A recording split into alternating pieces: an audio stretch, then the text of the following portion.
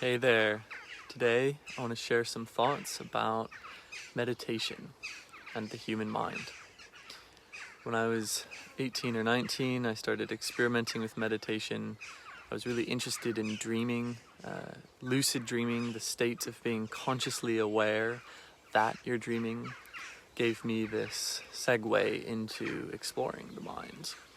I used to sit without any structure or discipline, just quietly by the river in New Orleans in between classes.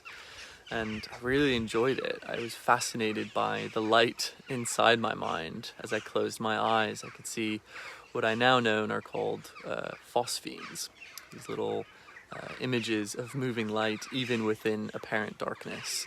As the rods and cones in your eye receive light from the sun, there is this amazing spectacle that happens when you close your eyes. And I was so fascinated that lots of people I knew didn't see them. And yet when I closed my eyes, it was so very clear and intense. And I was really interested in how that can happen. Because I do think everyone sees it, but actually there is this level of consciousness and awareness that can inhibit our ability to see and observe and experience certain things. And I played around with unstructured meditation for quite some time. I got into mindfulness meditation through the Headspace app. That was great for a long time. And more recently, my mentor James Box has gotten me into Sam Harris, who has been a really great mentor and instructor for me since lockdown, really.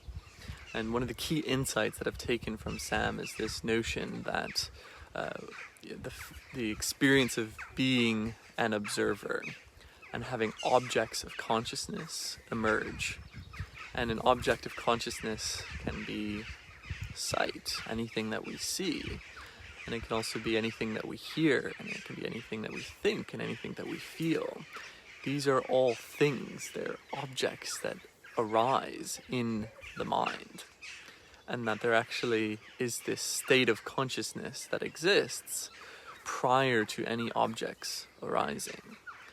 And in meditation you can experience that prior condition when there is stillness, and there is this amazing kind of separation that happens as you realize that you are not angry and you're not feeling anger, but you are aware of anger arising in you.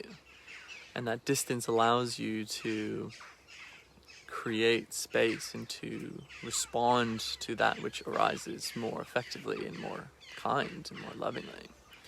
And I think that for me is an amazing skill to acquire, and I realize now, looking back, that some of the most impressive and inspiring professionals that I've ever met, Robert Vogel, one of them, BJ Fogg, another, David No, a third. There's so many people that are absolutely phenomenal at what they do. And at the core of their daily life is a meditation routine. Ollie Kroll, my business partner at The Good Host, is a fantastic example of a very experienced meditator who can navigate some very complex territory because of his ability in his mind to separate what arises from his core self. And there's this kind of interesting disagreement that I have with Sam Harris, again, in that context about the self, where Sam basically asserts that the self is an illusion and that it's an object of consciousness. The notion of having a self is not the truest form of reality. And that's quite abstract, and there's a lot in that. But I think for me, there's a truer sentiment that expresses there are layers of reality that we can experience.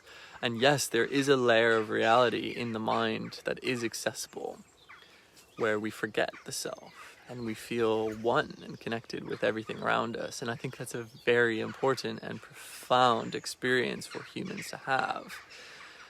But I don't think it is the only experience. I think it's very true to be a human wrestling with anger and frustration and rage and being completely overcome by that. That is also real, and that is also true.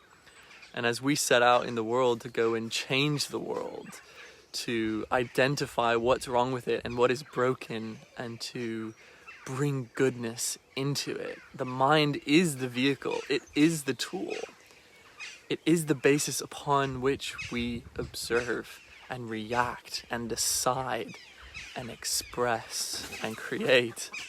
Chickens are having a little battle there in the hedgerow.